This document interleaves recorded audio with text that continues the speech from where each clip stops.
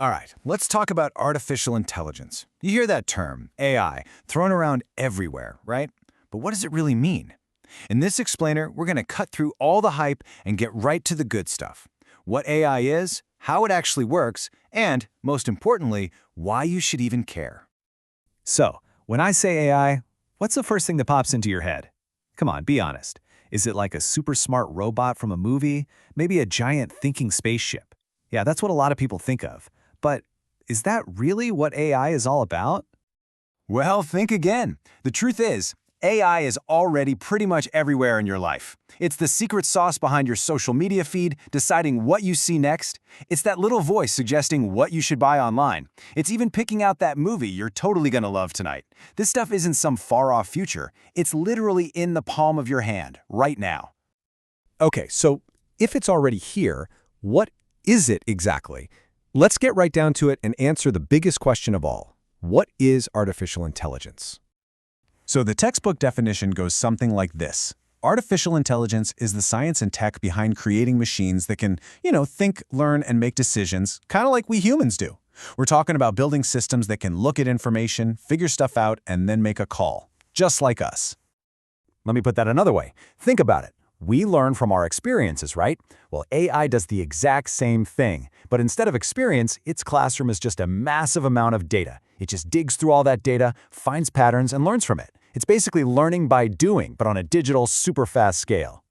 Which, of course, brings up the next logical question, right? If AI learns from data, how? How does that actually work? Let's pull back the curtain and see what's going on. It really comes down to this simple three-step process. Let's use that movie recommendation thing as an example. First, you've got the input. The AI gets fed just a mountain of data, millions of movies, what people rated them, who watched what. Step 2 is the process. It uses these special programs called algorithms to chew through all that data and spot patterns, like, hey, it looks like people who loved movie A also really got into movie B. And finally, you get the output. You finish a movie, and bam, the AI uses those patterns it found to make a pretty good guess about what you'll want to binge watch next. But here's a really important thing to get. Not all AI is created equal. It's not just one big monolith. We can actually break it down into three main, let's call them flavors. These range from the stuff we have right now to the things we only dream about. Okay, first up, you've got narrow AI. This is pretty much all the AI that's out there today. It's a specialist. It's designed to do one single thing really, really well. Think about Siri answering a question or your email's spam filter. That's narrow AI. Then you've got the next level up, general AI. This is the theoretical stuff, an AI that could do pretty much any intellectual task a human can. It could learn, reason, and solve problems across different fields. Keyword there is theoretical. We are definitely not there yet. And finally, you have the big one, super AI. This is pure science fiction territory. We're talking about an intelligence that is smarter than the most brilliant humans in, well, every single way. Yeah. So, if there's one thing you take away from this section, let it be this. Almost every single piece of AI you bump into today, it's narrow AI. From your smartphone to your smart thermostat. It's super powerful for sure, but it's always playing in a very specific, very limited sandbox. All right, now that we know we're mostly dealing with this narrow AI, let's look at some other huge ways it's already changing our world. Yeah, this technology goes way beyond just our phones. I mean, look at transportation. It's the brain inside self-driving cars that lets them see the world and make those critical, split-second decisions. Or think about healthcare, where AI is looking at medical scans and spotting signs of diseases, sometimes even before a human doctor can.